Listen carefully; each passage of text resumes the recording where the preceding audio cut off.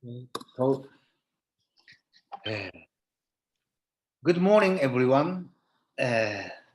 This time, I would like to share with you chapter 7 of the Lotus Sutra, titled The Parable of a Magic City. In this chapter, the Buddha talks about how people were related to him and his Dharma in their previous lives. Ok. Então, bom dia a todos. Hoje a gente vai falar a respeito do capítulo 7, chamado A Parábola da Cidade Mágica. Então, dessa vez, ele vai falar conosco a respeito desse capítulo, no qual o Buda fala sobre como as pessoas se relacionam, os discípulos dele se relacionavam com ele e com o Dharma que ele ensinou desde suas vidas anteriores. First, the Buddha talks about a Buddha called Great Universal Wisdom Excellence. That Buddha existed long time ago. This means that real truth is eternal. He was meditating and finally attained enlightenment, but he was thinking whether he should tell other people about his Dharma or not, because he thought that it was too difficult for them to understand. Rather, he would like to enjoy it by himself quietly. Okay? Então, primeiro, o Buda Shakyamuni, no Sutra do Lótus, fala sobre um outro Buda, chamado Buda da Grande Sabedoria da Excelência Universal. Então, esse é um Buda que ele existiu há muito tempo atrás. Então, o significado disso é que a verdade real, ela é eterna. Então, esse Buda, que aparece nesse capítulo, ele estava meditando, e finalmente ele consegue atingir a iluminação. Mas aí ele começou a pensar se ele deveria contar sobre o Dharma que ele descobriu para outras pessoas ou não, porque ele achava que talvez fosse ser muito difícil para as pessoas entenderem. Ao invés de ensinar, então, ele estava pensando em simplesmente ficar aproveitando essa paz que ele encontrou sozinho. When the great universal wisdom excellence Buddha was attaining the enlightenment, a big ray of light emitted the sky, and the light could be seen from far away, so that many people came to know somebody must have attained enlightenment in this world. That Buddha had 16 children, and each of them were seeking the truth, but when they saw the light, they came to know that their father had attained enlightenment. They all got together around their father, who was sitting in meditation, and they asked their father to preach what he got attained. Also, the great Brahman kings of 10 quarters of the world saw the light and came to know someone in this world had attained enlightenment. 10 quarters means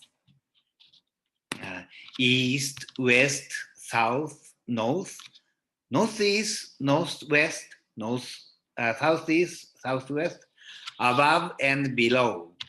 That's 10, right? All great Brahman kings looked for the origin of the light and finally found the great universal wisdom excellence Buddha sitting in meditation quietly.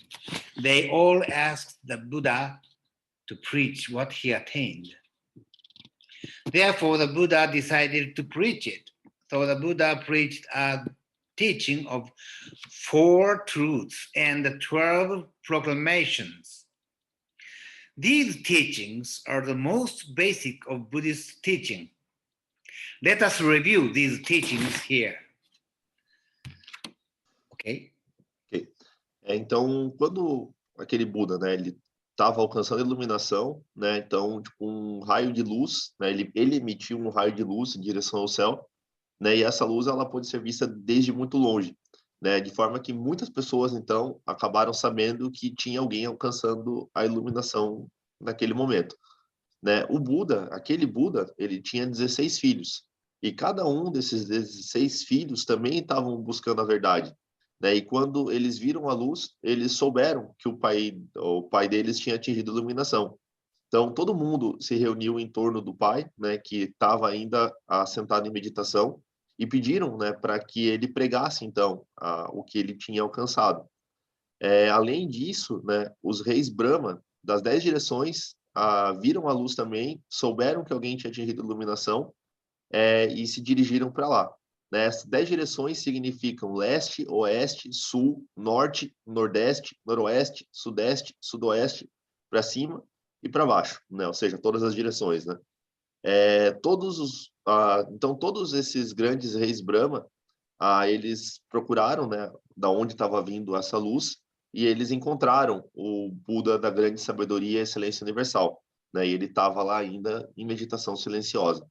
Então, todo mundo que estava ali, né, inclusive esses reis Brahma, pediram, né, para esse Buda pregar o que ele tinha alcançado. Então, dessa forma, o Buda decidiu, né, que ele iria ensinar. Nesse momento, ele passou a ensinar, então, o ensinamento das 4 nobres verdades e dos 12 elos de originação dependente. Né? Esses ensinamentos são os ensinamentos mais básicos do budismo, né? Então, a gente vai rever esses ensinamentos aqui agora. Vai. The four truths are, according to the sutra, this is suffering. This is the cause of suffering. This is extinction of suffering.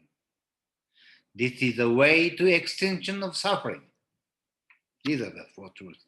This teaching is called the Four Noble Truths. Let us share this Dharma together. Okay? Então, as 4 verdades são, né, de acordo com o Sutra, isso é sofrimento, essa é a causa do sofrimento, essa é a extinção do sofrimento, este é o caminho para a extinção do sofrimento. Então, nesse ensinamento, ele é chamado de 4 nobres verdades. Então, agora ele vai explicar para nós um pouco sobre isso. Hai. The first truth tells us this is suffering. While we are living in this world, we go through so many things in our lives. Sometimes we are happy, and the other times we are suffering. When we are happy, there's no problem and we don't need any help. But when we are suffering from something, we feel unhappy and need help. Therefore, we can focus on sufferings in our lives to live better and happier. If we can solve our suffering, then we are always happy and our minds are always peaceful. Okay? Então, a primeira verdade diz, né, que isso é sofrimento. Então, enquanto a gente vive nesse mundo, a gente passa por várias coisas em nossas vidas, né? Então, às vezes a gente está feliz, outras vezes a gente está sofrendo. Quando a gente está feliz, então não tem problema nenhum, a gente não precisa de nenhuma ajuda, né? Mas quando a gente está sofrendo com alguma coisa, a gente se sente infeliz e a gente precisa de ajuda dos outros, né? Portanto, a gente pode nos concentrar nos sofrimentos da nossa vida para viver melhor e mais feliz, ou seja, a gente pode prestar mais atenção nisso, né? Se a gente puder resolver nosso sofrimento, estaremos então sempre felizes, né? E com a nossa mente sempre em paz. Vai. We suffer from many things, but ultimately we suffer from 4 things, which are living in this world, old age, sickness, and death. And these 4 sufferings are called the 4 sufferings in Buddhism. First, we humans never get satisfied while we are living. That is suffering. Second, we suffer from old age. Everyone is getting old and it's inevitable. Young people who are laughing at old people soon become old too and suffer. Third, when we get older, we get sick and suffer from it. Last, as long as we are humans, we are going to die someday, and it is scary for anyone to die, but it's really inevitable. The important point here is to realize that we are suffering from these four things in our lives. Okay? Então, sofremos de muitas coisas, né? Mas no final sofremos principalmente de quatro coisas que acontecem com quem está vivendo aqui nesse mundo, né? Que é velhice, né? Claro, nasce, né? A pessoa nasce, vive aqui nesse mundo, aí depois tem velhice, doença e morte. Então essas quatro coisas são chamadas de quatro sofrimentos no budismo, né? Então, primeiro, nós seres humanos, né? Nunca estamos satisfeitos, né? Durante a nossa vida. Isso é o sofrimento. Em segundo lugar, a gente sofre com a velhice. Então, todo mundo está envelhecendo, né? Isso é inevitável. Quem é jovem, às vezes, pode rir das pessoas que são mais velhas, mas logo elas também vão envelhecer e vão sofrer com isso. Terceiro, né? Quando a gente envelhece, a gente adoece e também sofremos em decorrência disso. Né? Em último lugar, desde que nós somos seres humanos, nós vamos morrer algum dia, né? E isso é uma coisa assustador para qualquer pessoa, mas é inevitável, né? O ponto que é importante aqui é a gente perceber que está sofrendo com essas quatro coisas nas nossas vidas. The second truth is the cause of suffering. Now let us think of the cause of suffering. Why do we suffer? In Buddhism, it is said that the causes of suffering are greed, anger, and ignorance, which are called the three poisons in Buddhism. Because we become greedy, we suffer. Because we become angry and have hatred, we suffer. Because we are ignorant, we suffer.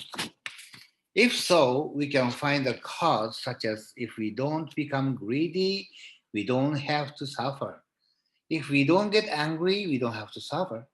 And if we are not ignorant, we don't have to suffer. It is important for us to realize that the three poisons are actually the cause of suffering in our lives. Okay. Então, a segunda verdade, né, é a causa do sofrimento. Então, vamos pensar sobre isso, né? Por que a gente sofre? No budismo, a gente diz que as causas do sofrimento são a ganância, a raiva e a ignorância, que a gente chama de três venenos. Por que a gente se torna ganancioso, né? A gente sofre. Porque a gente fica com raiva, a gente tem ódio, a gente sofre também. Porque somos ignorantes, a gente sofre. Dessa forma, a gente pode encontrar a causa se a gente não se torna ganancioso, então a gente não tem que sofrer. Né? Se a gente não ficar com raiva, então a gente não sofre. E se a gente não for ignorante, a gente não sofre também. Né? Então é importante a gente perceber o que são esses três venenos e como eles causam sofrimento nas nossas vidas.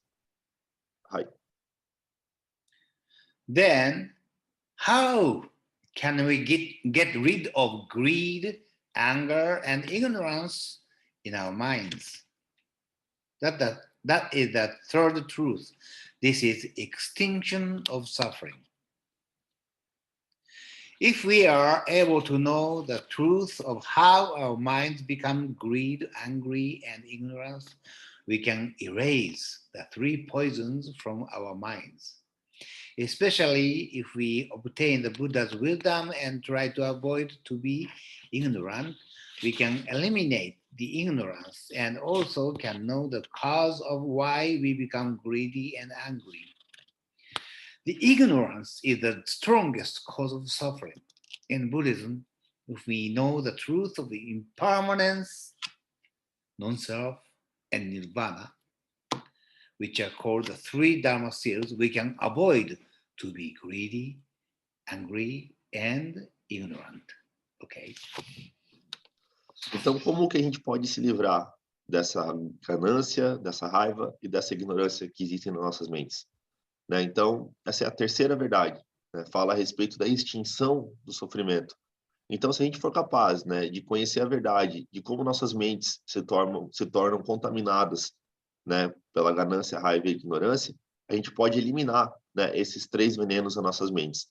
Então, especialmente, né, se a gente obtiver a sabedoria do Buda e com isso a gente tentar de ser ignorante, nós podemos eliminar não só a ignorância, mas também as causas pelas quais nós nos tornamos gananciosos e irados, né? Então, a ignorância que é a causa mais forte dos sofrimentos, né? No budismo, se a gente conhece a verdade da a impermanência, o não eu ou não si e do nirvana, né? Isso é chamado dos três selos do Dharma.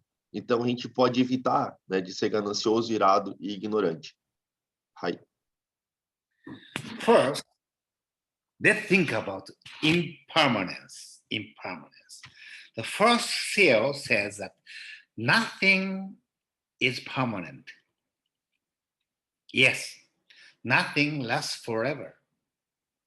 That's the impermanence. However, we human beings think or want to think that things last forever. That's the problem. That turns into suffering. For example, suppose you get a cute kitty or puppy as your pet. You want it to be cute as it is forever. No, it can't. They grow up, and you want them to live forever. No, they can't. A big dog's lifespan is about 10 years and small ones about 15 years. If they live long for over 20 years, they are probably going to look miserable. Another example, if you get married to a very beautiful or handsome person, you want him or her to be beautiful or handsome forever. It's impossible, as you know. Finally, you want to live forever. It's impossible. You should understand that everything is changing. If you understand it, you're not going to be disappointed or suffer. That's the truth of impermanence. Okay. Então, vamos pensar, né, sobre a impermanência. Né? O primeiro selo diz que nada é permanente, né? Ou seja, nada dura para sempre. Então, no entanto, nós, seres humanos, a gente pensa, ou a gente pelo menos quer pensar, né, que as coisas duram para sempre, né? E esse é o problema. Então, isso que se transforma em sofrimento. Então, por exemplo, suponha que você tem um gatinho ou um cachorrinho que é muito fofo, né? E ele é o seu animal de estimação. Então, você quer que ele seja fofinho, né, para sempre. Mas só que não é possível, né? Porque eles vão crescer, né? E daí a gente quer que eles vivam para sempre. Mas só que também isso não é possível, né? A expectativa de vida de um cachorro grande é de cerca de 10 anos. E os pequenos, eles vivem um pouco mais, vivem cerca de 15 anos. Se eles passarem dos 20 anos, provavelmente eles vão parecer assim que estão sofrendo muito, né? Então, um outro exemplo, se você se casa com alguém que é muito bonita ou muito bonito, né, você quer que seja bonito ou bonita para sempre. Mas só que, né, como vocês sabem, isso é impossível, né? Finalmente, né, outro exemplo, a gente quer viver para sempre, né? Mas só que isso também é impossível. Então a gente precisa entender, né, que tudo está mudando. Se você entender isso, você não vai se decepcionar ou sofrer, né? Então essa é a verdade da impermanência. Hai. Next, non-self. Non-self doesn't mean that there is no self. There is the self. Non-self means that you should never be self-centered. We humans tend to think that of anything as, I, my, me. Always the I, my, me have to be centered. If you can decrease your own convenience and can see things as objectively as possible, you will be able to see the truth more. If you can even eliminate yourself, your mind is in the situation of emptiness and can see the ultimate truth. then you don't become greedy or angry anymore. Okay? Então agora vamos falar sobre o não eu, né? Não eu, né? Não significa que eu não exista, né? Eu existe, né? O eu existe, mas o que não existe, aliás, o que isso quer dizer é que a gente não deve ser egocêntrico, né? Ou seja, a gente tende a pensar, né, em todas as coisas em termos de eu ou meu, né? Então, sempre eu e meu tem que estar no centro. Então, se a gente puder diminuir esse viés, né, baseado somente em nós e tentar enxergar as coisas de uma maneira mais objetiva possível, então a gente consegue enxergar a verdade, né? Se você conseguir eliminar essa ideia de si, né, então a mente vai poder entrar numa situação do vazio, né? E aí é possível enxergar a verdade suprema, né? Dessa forma, a gente não se torna mais ganancioso e nem zangado. Hai. Lastly, Nirvana. Nirvana is not the name of a rock music group. No. Nirvana means the spiritual state of peace and emancipation from all attachment in your mind. If you understand impermanence and non-self, your mind becomes very peaceful and will not suffer from anything because you know the truth that never changes. The truth that never changes is called the Buddha Dharma. And I tell you that there is nirvana in everyone's mind. There's no one who doesn't have any chance to be in nirvana because we all have Buddha nature in our minds.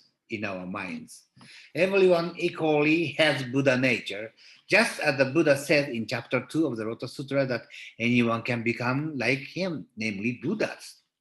Okay. Então, por último, né, falar sobre o Nirvana. Então, Nirvana não é o nome de um grupo de rock, né? Nirvana significa o estado de paz, né, espiritual e de emancipação de todos os apegos que a gente sente na nossa própria mente, né? Então, se a gente for capaz de compreender a impermanência e o não eu, né, a mente então se torna muito pacífica, né, e não vai sofrer mais, porque vai conseguir perceber essa verdade que não muda nunca, né? A verdade que não muda nunca é chamada de Buda Dharma, né, ou Dharma do Buda. E esse estado de nirvana existe na mente de todos. Então, não tem ninguém que não tenha chance de entrar no nirvana, porque a natureza de Buda existe na mente de todo mundo, né? Todos têm igualmente a natureza de Buda, como o Buda ensina, né, no capítulo 2 do Sutra do Lótus, né, de que qualquer um pode se tornar igual a ele, ou seja, qualquer um pode se tornar um Buda. Hai. Then let's think of the last one, the way to extinction of suffering. After we understand the three Dharma seals in our brains, now we need to practice them in our daily lives. Then, how can we practice them every day in our lives? There are 8 ways of practicing the three Dharma seals, and they are called the Eightfold Noble Paths. Okay. Então, agora, o último, né, a última das 4 nobres verdades, que é o caminho para a extinção do sofrimento. Então, depois a gente entender sobre os 3 selos do Dharma com os nossos cérebros, né, a gente precisa colocar isso em prática na nossa vida diária. Então, como que a gente faz para fazer isso, né, diariamente em nossas vidas? Então, existem 8 maneiras de se praticar os 3 selos do Dharma. E eles são chamados, então, de nobre caminho óctuplo. Hai. The Eightfold Noble Paths are right view, right resolve, right speech, right conduct, right livelihood, right effort, right mindfulness, and right meditation. These 8 right paths are all related to each other, so that I would like to share with you this time the first one, the right view.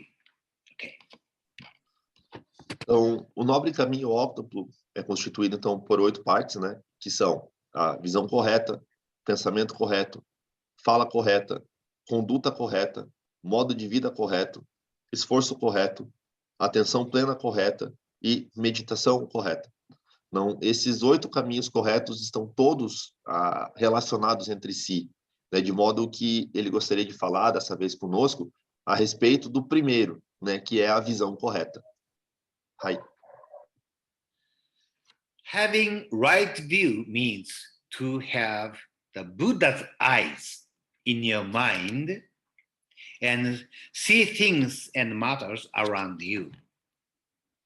We humans think that we are seeing things clearly with our eyes, but in reality, we may not be able to see the real aspect of things and matters without any prejudice in our daily lives. According to the Buddha, we humans tend to see things with prejudice unconsciously and judge things one way or the other, such as good or bad, beautiful or ugly, etc. However, the Buddha's way to see things and matters is different from ours. Okay? Então, ter a visão correta, né, significa ter os olhos do Buda em nossa mente, né, para ver todas as coisas e todos os assuntos que estão ao nosso redor. Então, nós, seres humanos, costumamos pensar que estamos enxergando as coisas com clareza através dos nossos próprios olhos. Mas, na verdade, a gente não é capaz de ver o aspecto real de todas as coisas e todos os assuntos sem algum tipo de preconceito, né? De acordo com o Buda, nós, seres humanos, nós tendemos a ver as coisas de forma preconceituosa, mesmo que inconscientemente, né? E julgar as coisas de uma forma ou de outra, né? Como, por exemplo, bom ou mal, bonito ou feio, né? E assim por diante. No entanto, né? A forma de o Buda ver as coisas é bem diferente da nossa. Hai. For example, if you have a child, if your child is going to school and one day the child came home with a 100% result of an exam, how would we say to the child? Of course, we would say, "Oh, you're so smart and good. I'm proud of you. I can buy you a toy as a reward," or something like that. The other day, the same child came home with a 0% of an exam. How would we say to the child? "Oh, you're not good. You don't study. You didn't study hard, did you? You stupid." We sometimes can't see the real aspect of the children, that they are always doing their best to do anything, even resulting in an exam with 100% or 0%.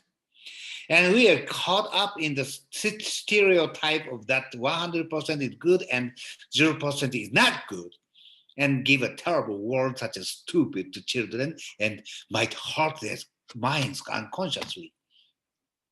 Buddha would say 100% result is good and 0% result sometimes happens. It's okay. It's not the result you have to see, but the children themselves. All children are precious. Okay. Então, por exemplo, né? O seu filho está indo para uma escola e um dia ele chegou em casa com uma nota 10 em uma prova, né? Então, o que a gente diria para essa criança, né? A gente com certeza falaria, né? Você é inteligente, você é uma criança muito boa, né? Estamos orgulhosos de você, então vou te dar um brinquedo como uma recompensa pela sua nota alta. Mas aí, no outro dia, né? A mesma criança, ela chega em casa com uma nota 0, né? De um outro exame. Aí, o que você vai dizer para essa criança? Será, você não é bom, ou você não estudou duro o suficiente, né? Ou, você é burro, né? Às vezes a gente não consegue ver o aspecto real da criança, né? De que ela sempre está dando o melhor para fazer qualquer coisa, mesmo que o resultado do exame seja uma nota 10 ou uma nota 0, né? E a gente, então, é apanhado pelo estereótipo de que 10 é bom e 0 não é bom, né? E por conta disso a gente pode acabar falando coisas muito ruins, né? Como, por exemplo, chamar a criança de burra, né?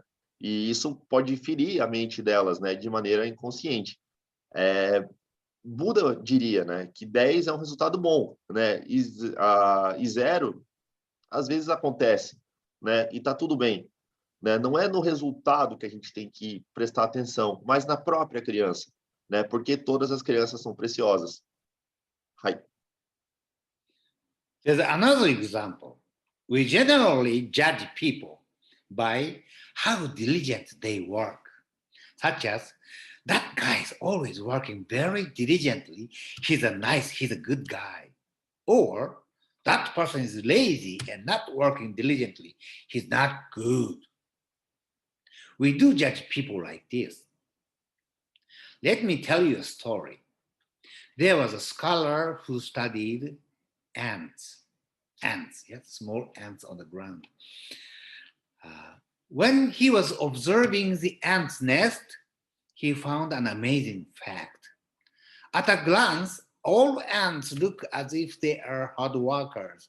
However, in fact, approximately 80% of ants are hard workers and the other 20% are lazy.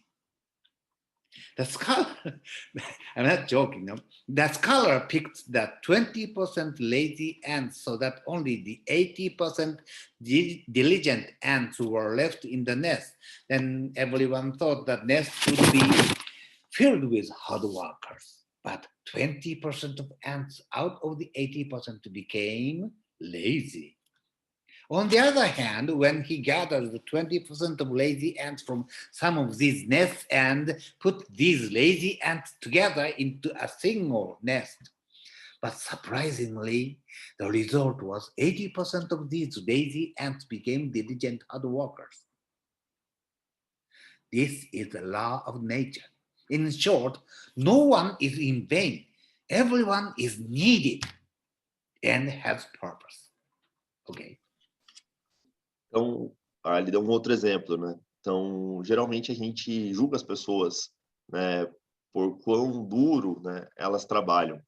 Então a gente fala, né? Ah, esse cara ele tá trabalhando muito diligentemente, ele se esforça bastante. Ah, então ele é uma pessoa boa, né? Ou a gente pode dizer, né? Essa pessoa é uma preguiçosa, ela é uma vagabunda, né?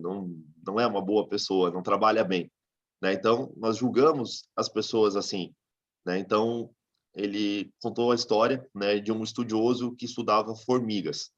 Então ele observou o formigueiro e ele descobriu uma coisa que é bem surpreendente. Então, a gente tem a ideia, né, de que todas as formigas elas são muito trabalhadoras, né? Só que em um ninho de formigas, aproximadamente 80% das formigas trabalham e outras 20 são preguiçosas, né? A gente falando assim, preguiçosa, né? Então, o que o pesquisador fez? Ele separou esses 20% que não trabalhavam e deixou somente o restante, né, os 80% das formigas que trabalhavam bastante, de forma que o ninho ficasse somente com formigas que trabalham. Mas aí o que aconteceu? Daquelas formigas que ficaram no ninho, que supostamente todas eram as trabalhadoras, 20% se tornaram preguiçosas, né? E aí, do outro lado, ele reuniu os 20% das formigas preguiçosas de vários ninhos, todas em um único ninho. E aí, o que aconteceu? Né? 80% daquelas formigas passaram a se tornar trabalhadoras, né? Então, essa é a lei da natureza, né? Então, o que ele quis dizer com isso é de que ninguém é em vão, né? Ninguém está vivendo em vão, né? Todo mundo é necessário e todo mundo tem um propósito. Vai. Likewise, the Buddha's eyes don't judge by judging things one way or the other. Now, let us think about the four sufferings of human beings we have learned before today with the Buddha's eyes. As you already know, we humans suffer from our for the four sufferings, which are living, aging, sickness, and death. Okay. Então, da mesma forma, né, o Buda ele não julga as coisas de uma maneira ou de outra, né? Então, vamos pensar nos 4 sofrimentos que os seres humanos têm, né, que a gente aprendeu hoje, mas de acordo, né, com essa visão do Buda. Como vocês já sabem, né, nós humanos sofremos de 4 sofrimentos, que é viver, envelhecer, adoecer e morrer. Aí. First, let's think about living. While we are living in this world, we are sometimes happy and sometimes unhappy. Honestly, we always want to be happy. We don't want to be unhappy or suffering. But the Buddha has already taught us that we suffer from living with no exception as long as we are living beings. We are living.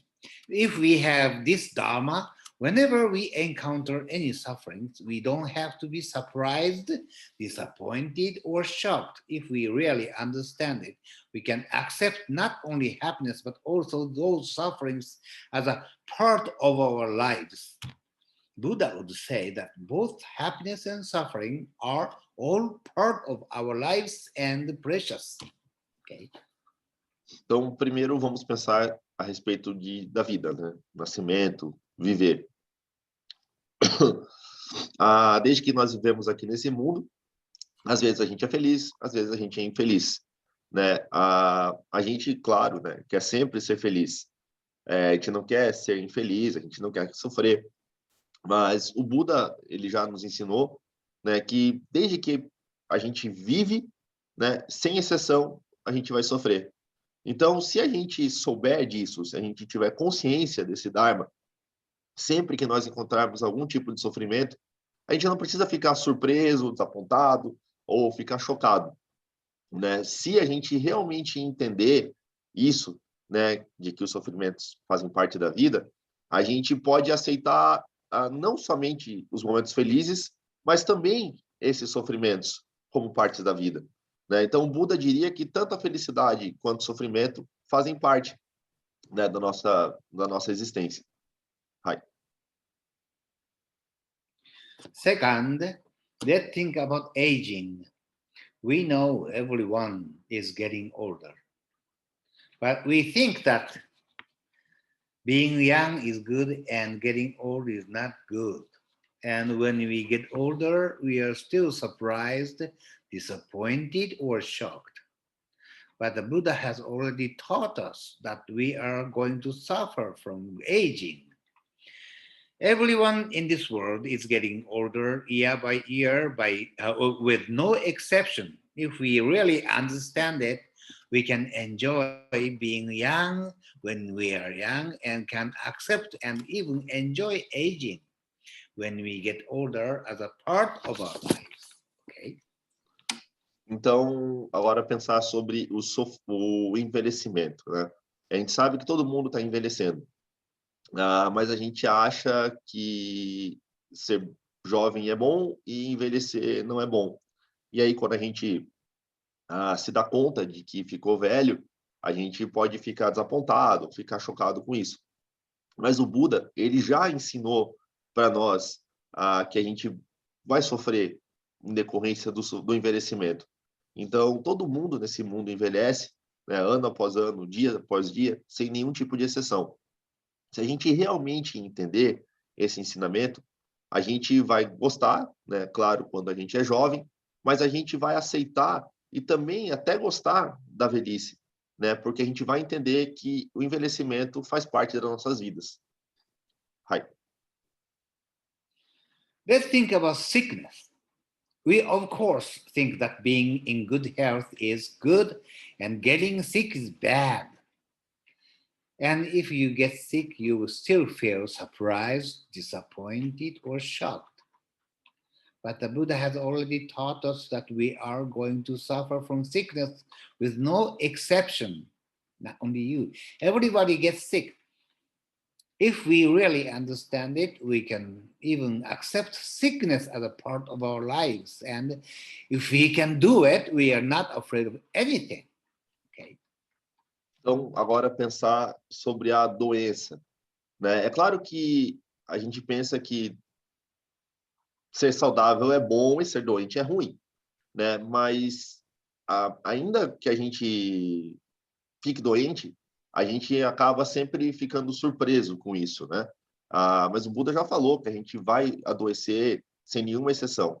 Todos vão, né? Não é somente você ou somente eu. Se a gente compreende isso também, a gente aceita a doença como parte da nossa vida. E se a gente consegue fazer isso, a gente pode não ter mais medo, né? De nada, de nenhum tipo de doença. Hai. Lastly, let's think about death. This is the ultimate subject of us all. No one wants to die. No one wants to even think about it. However, as long as we are human beings, we are going to die someday with no exception. So when the time comes when we have to accept death as a part of our lives anyway. I know it is very, very hard for anyone to accept death as a part of our lives. However, we should not escape from thinking about death.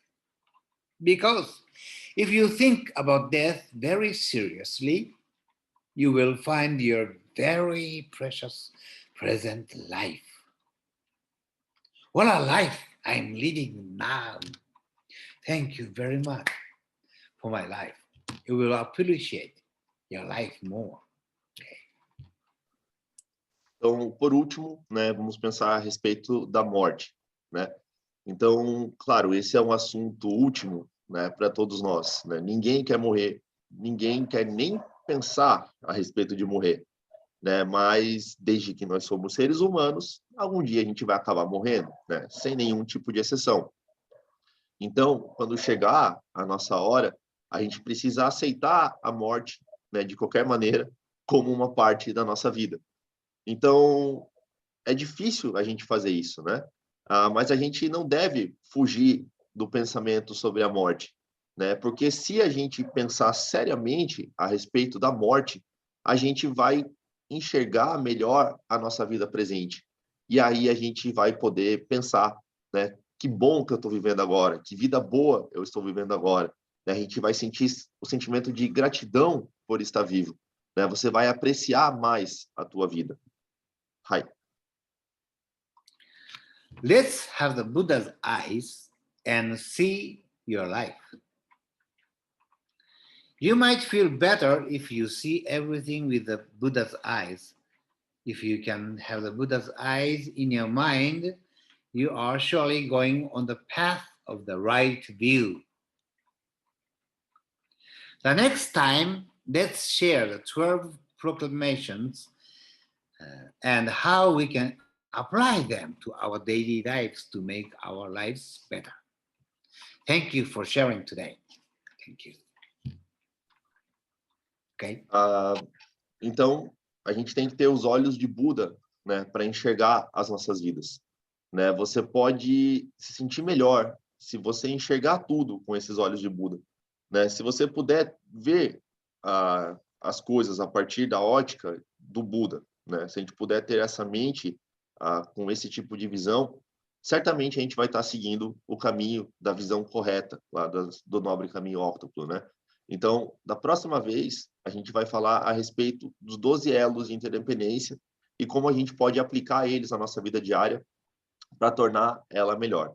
Então, para isso, o conteúdo da aula de hoje, e ele agradece. Thank you very much, Imai Sensei. Thank you. Yesterday, a person sent me a message asking if we Nichiren Buddhists believe in the Four Noble Truths. For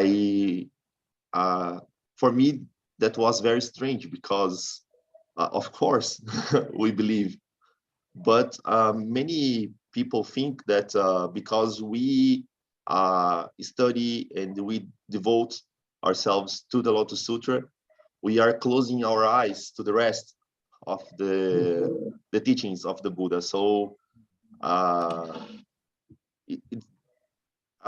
maybe it's difficult for people outside our school to understand this, that the Lotus Sutra really encompasses all the other teachings. And of course, we believe the Four Noble Truths. So this is very basic. But how can I answer this person? Okay. Yeah. Just as we shared, Four Noble Truths is explained in chapter 7 of the Lotus Sutra. You can answer. Oh, yeah, the Lotus Sutra is explaining the Four Noble Truths. So Four Noble Truths is included in the Lotus Sutra. Okay, you can answer it. Mhm. Yes. But actually, Four Noble Truths is a basic Buddhist teaching for all Buddhists. Doesn't matter, anyone, Theravada, Mahayana, anyone. They are all based on the Four Noble Truths, and the Four Noble Truths developed themselves to the concept of emptiness. Yes, the emptiness will develop to more completely the Lotus Sutra. Yes. So, we can just tell, as I explained, that Four Noble Truths are explained in chapter 7 in the Lotus Sutra. Okay. Então, eu perguntei assim, né, que ontem mesmo eu recebi uma pergunta de uma pessoa que não é da nossa escola, querendo saber se nós, né, budistas Nichiren, acreditamos nas quatro nobres verdades. E eu pensei, é claro que a gente acredita nas quatro nobres verdades, né? Porque as pessoas de fora às vezes acham que porque nós estudamos mais o Sutra do Lótus, a gente se devota ao Sutra do Lótus, a gente acaba fechando os olhos para os outros ensinamentos. Só que isso não é verdade, porque o Sutra do Lótus ele engloba todos os outros ensinamentos também, né? Então eu perguntei para o Reverendo Imai qual seria a melhor maneira, né, de eu responder para essa pessoa. E ele me disse que primeiro a gente pode dizer, né, que esse ensinamento das quatro nobres verdades existe dentro do Sutra do Lótus, no capítulo 7, como ele acabou de explicar agora. E também que as quatro nobres verdades são ensinamentos básicos, né, para todos os budistas. Não importa se é Theravada ou qualquer outra escola do Mahayana, né? Então, o ensinamento das quatro nobres verdades, ele se desenvolveu e a partir dele veio o ensinamento da vacuidade, do vazio, e depois teve um desenvolvimento desse ensinamento, né, que finalmente culminou, chegou no Sutra do Lótus, né? Então, dessa maneira a gente pode explicar, né, sobre essa questão. Thank you very much. There is one question here. It is about the difference between Nirvana and Buddha. What's the difference of becoming a Buddha and attaining Nirvana? Buddha is a name of a person who attained enlightenment. Yeah, and Nirvana is a situation that person is staying.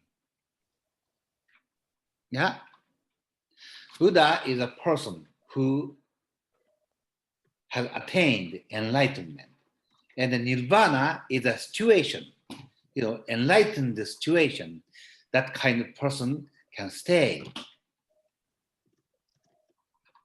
Right. Okay? Is that the answer? Yes. Então, a primeira pergunta aqui foi a diferença entre Nirvana e estado de Buda, né? Então, assim, o Buda é a pessoa que atingiu a iluminação, né? Nirvana é uma situação, né? É a situação na qual a pessoa que é iluminada, né, se encontra, né? Então, são essas as duas diferenças, né, que ele explicou. Yeah. Rock group Nirvana wants to stay in Nirvana situation by music. Yeah. Yeah, they want to attain enlightenment, through music, and that's why their group name must be Nirvana. Então, ele falou do nome da banda, né, que se chama Nirvana, né? Então, talvez as pessoas da banda acreditavam que era possível atingir, chegar nessa situação de Nirvana através da música, né? Então, será que foi por isso, né, que eles chamaram o nome da banda de Nirvana, né? There is another question here. Is about the eternal Buddha. the person wants to know more about this concept, the eternal Buddha. Yes, in chapter 7, the great, his name is so long, yeah. Great universal wisdom, excellence Buddha was existing long time ago. Now, eternal Shakyamuni Buddha is here. Means this is just symbolized the eternity of truth that never changes. Yeah, when I was younger, I went to the first initial Buddhist training, and I had doubt in Buddhism. But one of the high priests came in. Eternal Buddha means eternal universal truth that never changes. Like a nothing is permanent. That's a truth that never changes, right? Yeah, everything is changing, but the truth, Dharma truth, Dharma, nothing is impermanent, and nothing is permanent. Is a truth that never changes. Likewise, eternal Buddha is a symbol of eternal truth. Eternal truth has eternal life. That means eternal Buddha has eternal life. So I could believe, oh, okay, now I can believe in eternal Buddha. That means eternal truth. Do you understand? I mean, Yes, yes. Então, a pergunta era assim, a respeito do que é o Buda eterno, né? Falar um pouco mais sobre isso. Então, ele falou aqui no capítulo 7, que ele acabou de explicar um pouco, fala a respeito do Buda, deixa eu ver o nome aqui também, que é cumprida, grande, universal, excelência. Cadê? A grande sabedoria, excelência universal, né? Então, ele é um Buda que existiu lá no passado, muito, muito, muito remoto, né? E ele ensinou, e agora, também, aqui no nosso mundo, há menos tempo atrás, né? A gente teve o Buda Shakyamuni. Então, o que isso quer dizer? Né? Quer dizer que o Dharma, né, é uma verdade que nunca muda, né? Então, quando ele, na Grande Mai, ele era jovem, ele entrou no treinamento budista para monges iniciantes, né? E na época ele tinha dúvidas sobre o budismo, né? Sobre o que era o Buda eterno. Mas aí ele entendeu, né, que o Buda eterno significa a verdade que nunca muda, né? Ou seja, nada é permanente, tudo é impermanente. Então, o Dharma, ele fala a respeito desse tipo de verdade, né? Verdades que nunca mudam. Então, o Buda eterno, ele é um símbolo dessa verdade eterna, né? Dessa vida eterna. Por isso fala que o Buda tem uma vida eterna, né? Então, está falando a respeito dessa verdade. Tá?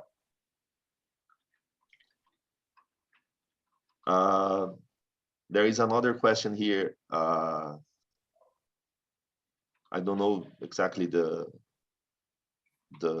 correct word, but he's asking if nirvana and moksha means liberation in Sanskrit, I think. oh, If nirvana in this liberation is the same thing. mm-hmm. Liberation. Yes. Yeah. The mind is free search. from any attachment, right? Yes. That maybe I can find the term in Japanese. Sanskrit word, could you say that, repeat saying the Gedatsu. Gedatsu? Oh, yes. Gedatsu. Translated in Japanese, I mean English, emancipation. Emancipation, yes. Gedatsu.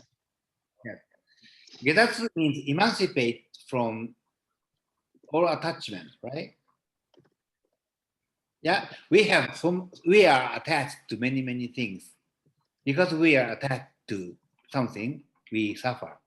So if we can abandon that attachment, our mind will be free from attachment, right? Yeah, that is called that's emancipation.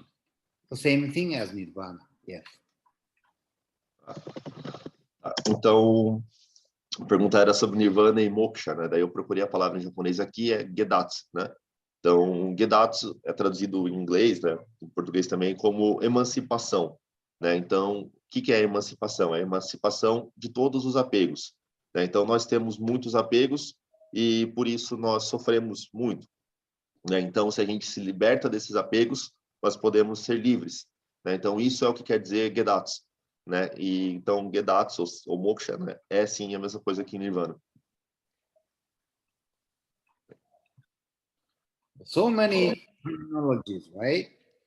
Yeah, so many people can, so many terminologies can confuse people. Yes. Yes. In different languages like Sanskrit, Japanese, English, Portuguese. So, but ultimately, same thing. Yes. yeah, yes. Ele falou que tem muitos termos, né? Por isso é difícil, né? A gente conseguir lidar com tudo, né? Muita coisa. Another question is about what the word is, deities in Buddhism. What's the role of the deities in Buddhism, and if we can devote ourselves to the deities, gods? Yes. Deities. Deities, yes. Deities of Buddhism. Yes. If we devote ourselves to the deities like Indra. Yes. Yes. Bonten, Taishaku. Taishakten. Taishakten is Indra. Yeah. Yeah.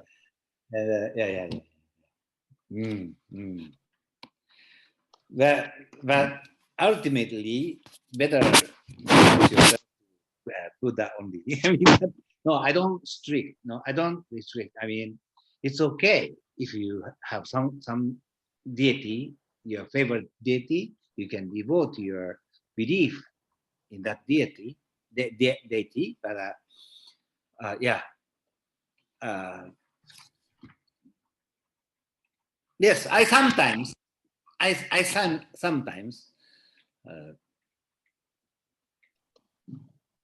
wish make wish to some deities like Makakala, you know.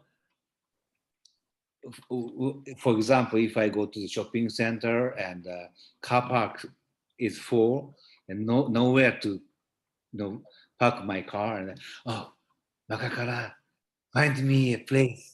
That kind of thing is okay, but all are going to Buddha, right? Buddha is a summit. Yeah. As long as you remember that, it's okay. We don't have to say, oh, you shouldn't believe anything else, or you shouldn't worship anything else. That's okay, as long as you know the Buddha Dharma. Buddha is a summit. It's okay. Deity is protecting the Buddha Dharma and the Buddha. Yes. Okay. Então, sobre as divindades, ele falou assim, a gente não precisa ser muito rígido, né? Então, existem várias divindades budistas e, claro, né? Ele falou, por exemplo, assim, que ele, às vezes, pede para algum tipo de divindade, por exemplo, ele falou, né? Então, de brincadeira, ele está no shopping, aí ele quer achar um lugar para estacionar, aí ele pede, né? Por favor, né? Mahakala, né? Ele usou como exemplo, né? Me arruma um lugar para parar o carro, né? Aí ele falou, tudo bem, né? Ele falou, não tem nenhum problema, né? Desde que a gente saiba, né, que o Buda está no topo, né? O Buda está em cima e o resto tudo está dentro do Buda Dharma, né? Tudo faz parte do Buda Dharma, então tudo bem, né? Não tem problema. And also another is fact is same question, but he's asking if these deities like Daikoku and others, if they really exist or not. All of, I mean, most of them are from Hindu Hinduism. Yeah, to spread the Buddha Dharma with easier explanation, they just accepted all the Hindu deities as guardians of Buddha Dharma.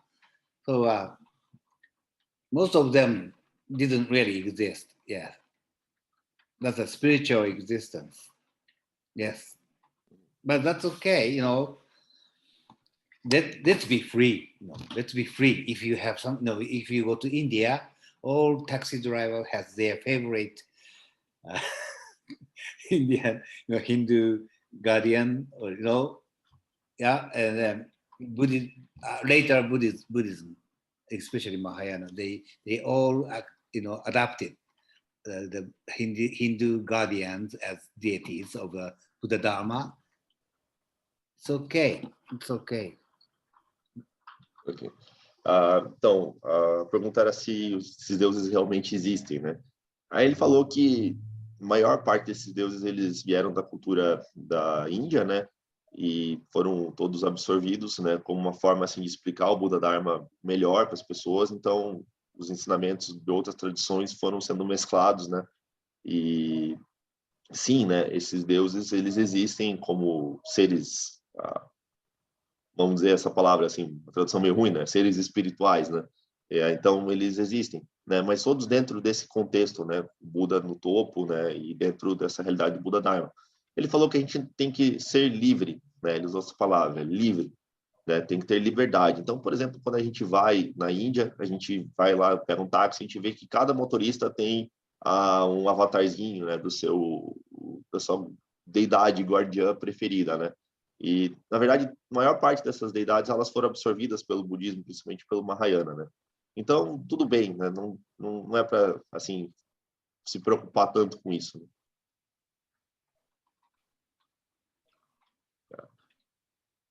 Maybe this kind of gods, and we can relate to it to this chapter too, because of the Magic City.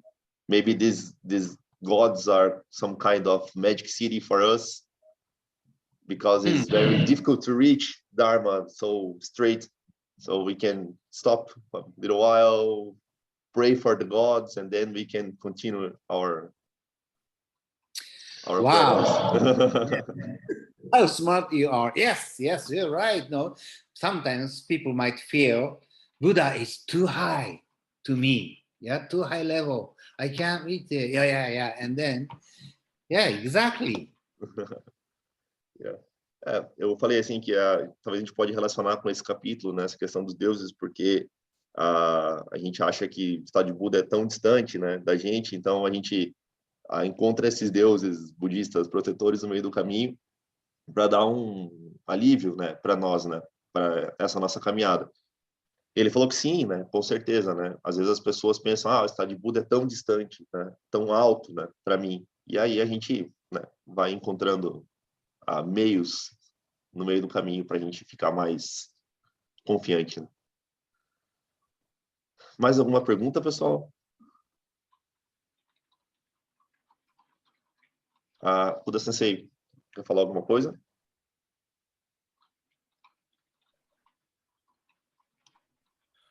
Bom, então, já hoje não tem nada de relação com a aula do Reverendo Imai, né? Mas só que hoje à noite, às 20 da noite, né, para vocês, já vai começar a maratona de Daimoku. Então, todo mundo participe, por favor. 今言ったのは、何か言いたいことありますかということだったので、この授業とは関係なく、24時間の題目リレーがやりますので、彼らからすると今日の夜なんですよね。なので、参加してくださいということだけ言いました。はい。Então, não tem, tem alguma pergunta? Ou se tiver alguma pergunta, aí Pode me mandar, tá? Depois eu vou mandar para o reverendo Imai, ok? Então, por enquanto, vamos acabar por aqui, né? Então, vamos recitar o Daimoku 3 vezes para finalizar. 今一緒に、それではとりあえずここで一旦締めていただいて、また質問があるようでしたら、私に送っていただいて、後日また質問させていただくという形にさせていただきますということで、題目参照で締めていただけますでしょうか。Okay, so please put your arms together in the show and let's chant Nam-myoho Renge-kyo 3 times. Nam-myoho Renge-kyo, Nam-myoho Renge-kyo, Nam-myoho Renge-kyo. ありがとうございました。 Obrigado. Obrigado. Obrigado. ありがとうございました。エルフィナさんも片山賞にもありがとうございました。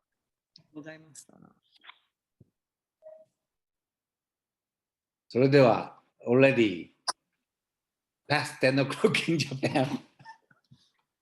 Yes, yes. Okay. I'll go to bed. バイバイ。おやすみなさい。 See you next month. See you. See you next month.